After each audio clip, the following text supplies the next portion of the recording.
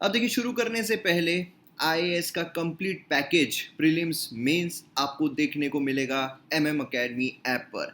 आपको GS paper 1 के art and culture, ancient history, medieval history, modern history, history of independence, geography, Indian society, complete GS 1, complete GS 2, polity, governance, society, international relations, GS 3, Indian economy, environment, inter security, disaster management, science and technology, agriculture, GS 4, ethics, और उसी के साथ साथ bonus courses जो है India year book, answer writing course, personal guidance, mock test, सभी आपको देखने को मिलेंगे। तो यहाँ पर आप देख सकते हो कैसे आपको डाउनलोड करना है। जब आप डाउनलोड करोगे तो आपको साइन अप करना होगा। आप डेमो लेक्चर जो है हर सेक्शन में जाकर पहले 2 लेक्चर जो है एज अ डेमो लेक्चर आप देख सकते हो। देन उसके बाद आप प्रोफाइल में जाओगे तो यहाँ पर आपको प्रोफाइल जो है वो ऑप्शन नजर आएगा। उसमें आपको वेरियस प्लान्स दिखाई देंगे, 3 महीने के, 6 महीने के और 2 साल के कोर्स पर डिस्काउंट है। आपको प्लान परचेस करना है और कोर्सेज को एंजॉय करना है। तो जल्द से जल्द डाउनलोड कीजिए और वीडियोस को एंजॉय कीजिए। जय हिंद दोस्तों, स्वागत है आप सभी का इस सीरीज में जिसमें हम वर्ल्ड हिस्ट्री को कवर कर रहे हैं। तो ये हमारा 7th लेक्चर है जिसमें हम वियना कन्वेंशन के बारे में देखने वाले हैं। देखिए, अगर कंपैरेटिवली देखा जाए तो ये वाला जो टॉपिक है ये इतना ज़्यादा इंपॉर्टेंट नहीं है एग्जाम पर्सपेक्टिव से। मतलब वियना कन्वेंशन में आपको ज़्यादा वक्त खराब नहीं करना है। इसमें आपको सिर्फ पता रहना चाहिए कि भाई वियना कन्वेंशन क्यों हुई थी, उसमें कौन कौन था एंड उसमें क्या निर्णय लिए गए थे। बेसिकली वियना कन्वेंशन क्यों हुआ था, क्योंकि नेपोलियन जो है उसने नाक में दम कर दिया था यूरोपियन कंट्रीज के। यूरोपियन कंट्रीज जो है उन्होंने बहुत मेहनत करके नेपोलियन को रोका। अब नेपोलियन को रोकने के बाद अब फिर से कोई नेपोलियन खड़ा ना हो जाए, इसीलिए कुछ मेजर्स यहाँ पर लिए गए। तो वही है वियना कन्वेंशन, इसमें वही सारी चीज़ें जो है वो की गई थी। तो अब यहाँ पर देखते हैं। और जैसा मैं बोलता हूँ कि भाई वर्ल्ड हिस्ट्री जो है आपको मेंस के लिए काफ़ी ज़्यादा इंपॉर्टेंट है, इसीलिए इसमें ज़्यादा ही पूरा पीएचडी करके कोई मतलब नहीं है। यहाँ पर आपको एग्जाम के लिए जो लिखना है वो सीधे तरीके से आपको मजा आ जाएगा। तो इसलिए टैगलाइन है भाई सीधी बात, नो बकवास, सीधा पॉइंट टू पॉइंट रेलेवेंट जो चीज़ें हैं उसको हम यहाँ पर देखते हैं। तो बाकी वीडियोस जो है अगर पसंद आ रहे हैं तो रेफर ज़रूर कीजिए अपने दोस्तों को, जिससे कि हम सब यहाँ पर साथ में आगे बढ़ पाए। वियना कन्वेंशन, जो नेपोलियन है उसकी डिफीट हो जाती है, उसकी हार हो जाती है 1815 में। नेपोलियन कांग्रेस, यहाँ पर यूरोपियन कांग्रेस जो है वो मिलती है 1814 से लेकर 1815 वियना में, जो कैपिटल है ऑस्ट्रिया का। तो यहाँ पर आपको ऑस्ट्रिया जो है वो कैपिटल, उसकी कैपिटल वियना आपको यहाँ पर दिखाई देगी। तो यहाँ पर ये लोग मिलते हैं और ये जो मिलाव यहाँ पर हो रहा है, भाईचारा यहाँ पर हो रहा है, मिले सुर मेरा तुम्हारा जो यहाँ पर हो रहा है, उसी को कहा जाता है वियना कन्वेंशन। अब ये जो वियना कन्वेंशन है इसमें कौन कौन सी कंट्रीज शामिल होती है, तो इसमें मेन जो कंट्रीज है वो हमें देखने को मिलती है। सबसे पहले तो ऑस्ट्रिया, क्योंकि भाई ऑस्ट्रिया में हो रहा है, वियना कन्वेंशन है ऑस्ट्रिया में हो रहा है। अब उसी को ना लिया जाए, जिसके घर में पार्टी हो रही है उसी को ना बुलाया जाए तो फिर गड़बड़ हो जाती है। तो ऑस्ट्रिया जो है ये यहाँ पर देखने को मिलता है। देन प्रूशिया, यहाँ पर प्रूशिया आप देखोगे तो ये जो कंट्रीज है, ये कंट्रीज है ये यहाँ पर शामिल थी। देन उसके बाद हमें रशिया जो है वो देखने को मिलता है। देन ग्रेट ब्रिटेन जो है वो हमें देखने को मिलता है। अब यहाँ पर जो बेसिकली फ्रांस है, उसी के नेपोलियन ने यहाँ पर नाक में दम करके रखा था, है ना। तो ये कुछ उभरते हुए सितारे जो है हमें यहाँ पर देखने को मिलते हैं यूरोपियन कंट्रीज के। तो ये यहाँ पर मिलते हैं, नेपोलियन को उखाड़ फेंकते हैं। नेपोलियन को उखाड़ फेंकने के बाद अब यहाँ पर अलायंस बनाते हैं कि फिर से नेपोलियन जैसा कोई बंदा जो है यहाँ पर खड़ा ना हो जाए और हमारे नाक में दम ना कर दे। इसीलिए यहाँ पर क्या होता है कि एक ट्रीटी ऑफ चौमोंट जो है वो हमें देखने को मिलती है मार्च 9 1814 को, है ना। जो नेपोलियन का फर्स्ट एब्डिकेशन होता है उसके पहले। तो ये बेसिकली आपको ध्यान में क्या रखना है, ध्यान में इतना रखना है कि यहाँ पर रशिया, ऑस्ट्रिया, प्रूशिया, ब्रिटेन जो है यहाँ पर मिलते हैं वियना में। वियना कांग्रेस इसे कहा जाता है। किस लिए मिलते हैं, ताकि नेपोलियन जो है उसको जो हमने मात दी है, फिर से नेपोलियन जैसा बंदा कोई खड़ा ना हो जाए और हमको ना बोले कि भाई निकलो हमारे घर से। तो अब यहाँ पर अगर हम देखते हैं ऑब्जेक्टिव्स वियना कन्वेंशन के, तो मेंस पर्सपेक्टिव से आपको लिखना क्या है।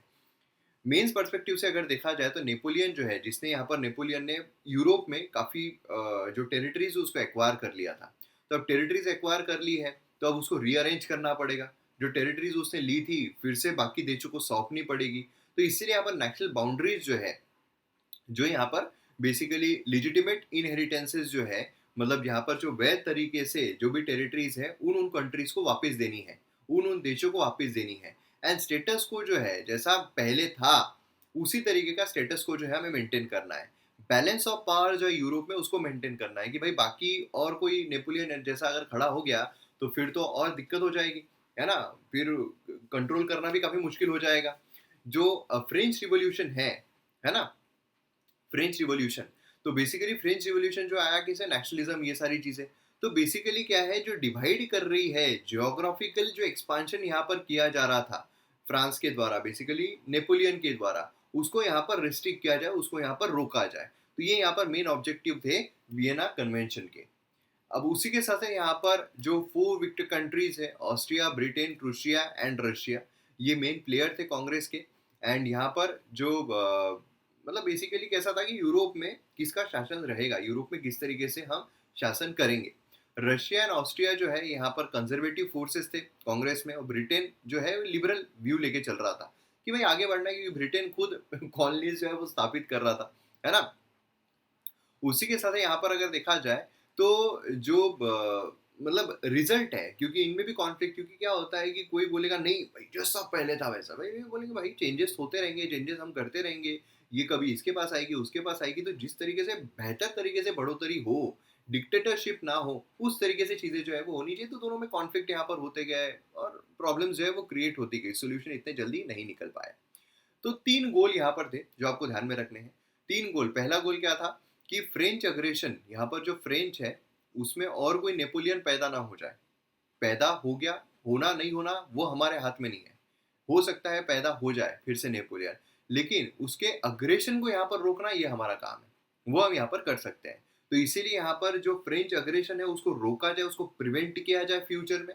कैसे प्रिवेंट करेंगे? फ्रांस के सराउंड स्ट्रॉन्ग कंट्रीज जो उनको खड़ा कर दो।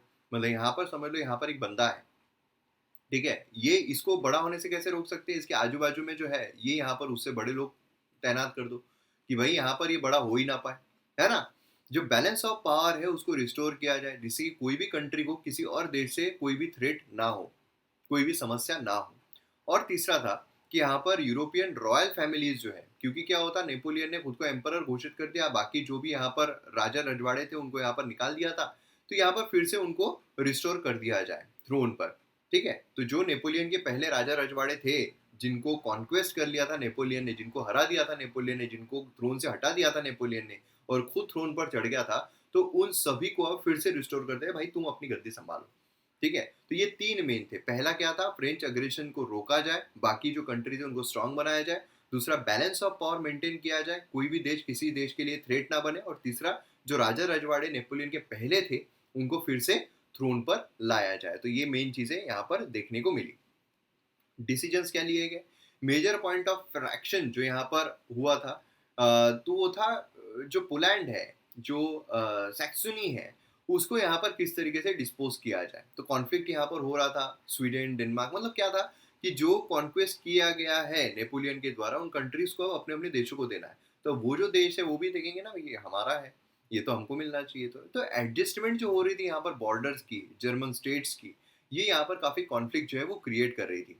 रशिया और प्रूशिया जो है वो अपोज हो रहे थे ऑस्ट्रिया के द्वारा, फ्रांस के द्वारा, इंग्लैंड के द्वारा, ठीक है। तो ये चीज़ें जो है वो बेसिकली हो रही थी। तो प्रॉब्लम्स इसके वजह से क्रिएट हो रहे थे। डिसीजन जो हो रहा था कांग्रेस में वो यहाँ पर डिले होता जा रहा था, ठीक है। वही चीज़ हमें यहाँ पर भी देखने को मिलती है कि पोलैंड को एक्वायर करना, है ना। तो ये यहाँ पर ऑस्ट्रिया, तो बेसिकली कैसा था, ये चीज़ आपको यहाँ पर देखने को मिलेगी मैप पर कि जो अलग अलग कंट्रीज है, जैसे आपको ये प्रूशिया जो है वो देखने को मिल रहा है, रशिया देखने को मिल रहा है, फ्रांस देखने को मिल रहा है, यहाँ पर नेदरलैंड है, डेनमार्क है, स्वीडन है। तो बेसिकली हो क्या रहा था कि कौन यहाँ पर कौन सी कंट्री जो है वो लेगा, कौन सी कंट्री किसके ताबे में जाएगी। तो ये आप पूरे खिचड़ी में जाने की मतलब नहीं है, खिचड़ी में आप जाओगे तो कोई मतलब नहीं बनेगा।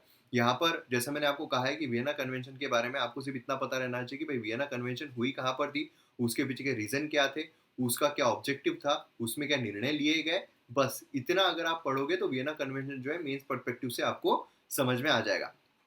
बाकी आप कौन सी कंट्री कौन से देश की तरफ जानी थी, कौन सी कंट्री कौन से देश को चाहिए थी, और कौन सी कंट्री कौन से देश के पास गई, ये यहाँ पर एग्जाम के लिए कोई भी इसका मतलब नहीं बनता है, क्योंकि ये यूरोप के देशों का हो रहा है, हमको यूरोपियन सिविल सर्विसेज में नहीं जाना है। तो बेसिकली आप देखोगे तो सारी चीज़ें मैंने यहाँ पर लिखी हुई है ना।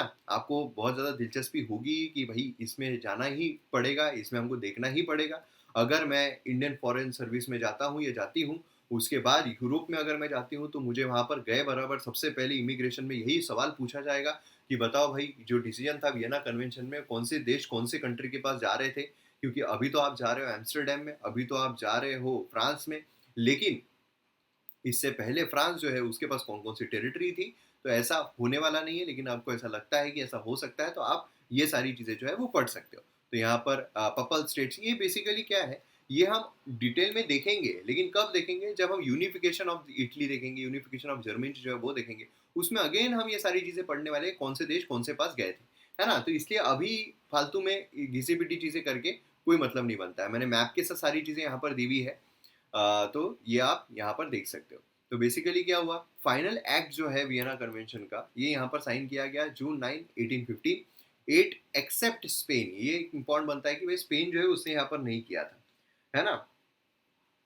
और फिर उसके बाद पॉलिटिकल बाउंड्रीज जो है यहाँ पर दिए गए, यहाँ पर रखे गए। एंड देन उसके बाद यहाँ पर आप देखोगे तो इंटरनेशनल रिलेशंस जो है यहाँ पर कॉम्प्लिकेट होते गए थे, क्योंकि क्या हुआ कि यूरोप में इंडस्ट्रियल रिवोल्यूशन, बाकी कॉलोनाइजेशन, ये सारी चीज़ें हो रही थी, तो और यहाँ पर हेरा फेरी हुई। और यही रीज़न हमें देखने को मिलता है कि भाई क्यों वर्ल्ड वॉर हुए, है ना। क्योंकि यूरोप जो है इतने छोटे, मतलब बिस्किट जितने तो देश है, तो वो होता गया, उसमें कॉन्फ्लिक्ट जो है वो चलता गया। इसलिए क्या है, स्टैटिक कॉन्फ्लिक्ट देख के कोई मतलब नहीं है। यूनिफिकेशन देखेंगे, वर्ल्ड वॉर देखेंगे, उसमें हमें रियल पता चलेगा, हाँ भाई क्या कंट्री के बीच में क्या मतभेद चल रहे थे, क्या मनभेद चल रहे थे, ये सारी चीजें हो रही थी। अब इसी के साथ नेशनलिज्म जो है यूरोप में वो भी काफी ज्यादा हो रहा था, क्योंकि एक तो नेपोलियन ने नेशनलिज्म जो है फ्रांस में दे ही दिया था। फ्रेंच रिवोल्यूशन नेशनलिज्म जो है उसके बलबूते पर देखने को मिल गया था। लेकिन पूरे यूरोप में ही फिर नेशनलिज्म फैल रहा था, पूरे यूरोप में। और हर एक यूरोपियन देश जो है वो बोल रहे थे कि यार हमारी एथनिसिटी अलग है, हमारी लैंग्वेज अलग है, तो फिर हमारा देश भी अलग होना चाहिए। हम क्यों उसी के बीच में जाए, हम क्यों उसी के अंदर जाए। तो नेशनलिज्म जो है वो भी यहाँ पर काफ़ी ज़्यादा डेवलप हो रहा था। नेशनलिज्म है क्या, ये भी यहाँ पर काफ़ी इंपॉर्टेंट है। नेशनलिज्म जो है ये बेसिकली एक आइडियोलॉजी है। क्या है, ये एक आइडियोलॉजी है जो एक सेंस ऑफ यूनिटी प्रोवाइड करती है नेशन को, कि भाई नेशनलिज्म मतलब इंडिया, ये हमारा देश है। नेशनलिज्म, है ना, नेशनलिज्म की भावना मतलब यूनिटी जो है वो प्रोवाइड करती है कि भाई इंडियन है ना। सेम सेट ऑफ आइडेंटिटीज यहाँ पर प्रोवाइड किया जाता है। लिंग्विस्टिक बोल सकता है, हिस्टोरिकल हो सकता है, कल्चरल हो सकता है, जियोग्राफिकल हो सकता है। यूरोपियन नेशनलिज्म जो है 19th सेंचुरी में, वो यहाँ पर मॉडर्न नेशन स्टेट्स के एक ग्राउंड बनता है। कैसे वहाँ पर मॉडर्न आज जो हमें यूरोपियन देश देखने को मिलते हैं, तो कैसे वो उभर कर आए, वो चीज़ हमें यहाँ पर देखने को मिलती है। उसके पीछे क्या बैकड्रॉप देखने को मिलता है एज नेशनलिज्म। कॉजेस क्या क्या थे नेशनलिज्म डेवलप होने के लिए। तो नेपोलियन कोड रिफॉर्म, ये यहाँ पर जो लेकर आया था नेपोलियन ने, ये पूरे पूरे इसके लिए लेकर सेंट्रलाइज था, सब इसके लिए लेकर आया था, है ना। तो लोग बोले यार पॉलिटिकल ट्रांसफॉर्मेशन हो रहा है, हमारे हिसाब से क्यों ना हो। लिबर्टी, इक्वलिटी, फ्रेटर्निटी जो है, ये idea of one language, one culture, one nation, ये यहाँ पर उभर कर आ रहे थे। इसकी वजह से नेशनलिज्म जो है बहुत ज़्यादा डेवलप हो गई। नेशनल आइडेंटिटी जो है यहाँ पर डेवलप होना शुरू हो गई। रिवोल्यूशन जो है यहाँ पर हुआ, है ना। जो अलग अलग पर्सनालिटीज़ है, यंग इटली की जो मजीनी है, ये हमें देखने को मिलेगा जब यूनिफिकेशन ऑफ इटली देखेंगे उस टाइम पे, है ना। तो ये जो बड़े बड़े जो नाम है ये यहाँ पर उभर कर आए थे। देन उसके इंडस्ट्रियलाइजेशन जो है, नए सोशल ग्रुप्स यहाँ पर निकल कर आए, वर्किंग क्लास निकल कर आया, मिडिल क्लास निकल कर आया, जो नेशनल यूनिटी का सपोर्ट कर रहा था, जो कह रहा था कि हाय भाई नेशनल यूनिटी जो है यहाँ पर रहनी चाहिए। तो ये कुछ कॉजेस थे नेशनलिज्म डेवलप होने के। इम्पैक्ट क्या हुआ नेशनलिज्म जो डेवलप हुआ यूरोप में, उसकी वजह से क्या हुआ, उसकी वजह से नेशनलिज्म मूवमेंट जो है वो यहाँ पर देखने को मिली हमें। जो फॉरेन रूल है उसको ख़त्म करने की साजिश यहाँ पर की गई। Ireland, Italy, Belgium, Greece, Poland, Hungary, Norway, ये यहाँ पर लोकल हॉस्टिलिटी जो है, मतलब जो भी बाहर के देश है उनको भगाओ, बाहर के देश जो हम पर राज कर रहे हैं उनको भगाओ, ये यहाँ पर होने लगा। एक कॉमन कॉज यहाँ पर डेवलप होने लगा, क्यों हमें एक साथ रहना है, क्यों हमें एकजुट रहना है। फर्स्ट नेशनल रिवोल्यूशन जो है सर्बिया में देखने को मिला 1804 से लेकर 1817 के बीच में। फर्स्ट नेशन स्टेट जो है सेंट्रल यूरोप में क्रिएट हुआ नेशनलिज्म के बलबूते पर। देन ग्रीस, अलग अलग देश जो है यहाँ पर इंडिपेंडेंट हुए। नेपोलियन के बाद वियना कन्वेंशन हुआ। वियना कन्वेंशन के बाद भी ये चीज़ जो है नेशनलिज्म की टाइड जो है बहुत ज़्यादा तेज़ी से फैल रही थी। लिबरल्स नेशनलिस्ट यहाँ पर यूरोप में ओपन रिवोल्ट जो है कंजर्वेटिव गवर्नमेंट के अगेंस्ट में यहाँ पर रखना शुरू कर दिए कि भाई ऐसा नहीं चलेगा, हमें यहाँ पर नेशनलिज्म की भावना, हम यहाँ पर नेशनलिज्म के तहत हमारा खुद का देश बनाएंगे, खुद की आइडेंटिटी रखेंगे और खुद के हिसाब से सरकार चलाएंगे। देन यहाँ पर 1831 में बेल्जियम जो है उसको इंडिपेंडेंस मिला नेदरलैंड से, ठीक है। तो यहाँ पर नेशनलिज्म जो है काफ़ी पावरफुल वॉइस हमें देखने को मिली थी। इटली में अगर आप देखोगे तो जो मेजिनी है, इसने एक अपॉर्चुनिटी देखी जिससे कि यहाँ पर जो यूनिटी है, क्योंकि इटली जो है, नेक्स्ट चैप्टर हमारा यही रहेगा यूनिफिकेशन, काफ़ी डिटेल में अच्छे तरीके से देखेंगे। इटली में क्या था, अलग अलग वही राजा रजवाड़े बटे हुए थे, तो उनको यूनिफाई जो है वो किया गया। अब यूनिफाई करने के लिए जो मजीनी है इसने काफ़ी इंपॉर्टेंट रोल प्ले किया था। तो किस तरीके से किया गया ये भी हम देखने वाले हैं हमारे आगे के चैप्टर में। तो ये भी एक नेशनलिज्म जो है उसके तहत देखने को मिला। तो यहाँ पर वियना कन्वेंशन जो है वो खत्म होता है, वियना कन्वेंशन प्लस नेशनलिज्म यहाँ पर हमने देख लिया। अब नेक्स्ट इसमें हम यूनिफिकेशन ऑफ इटली, जर्मनी, ये काफ़ी इंपॉर्टेंट थे यूरोप के इतिहास में, वर्ल्ड हिस्ट्री के पर्सपेक्टिव में, तो उसे हम देखेंगे नेक्स्ट चैप्टर में। तो मिलते हैं हम अगले वीडियो में। जय हिंद।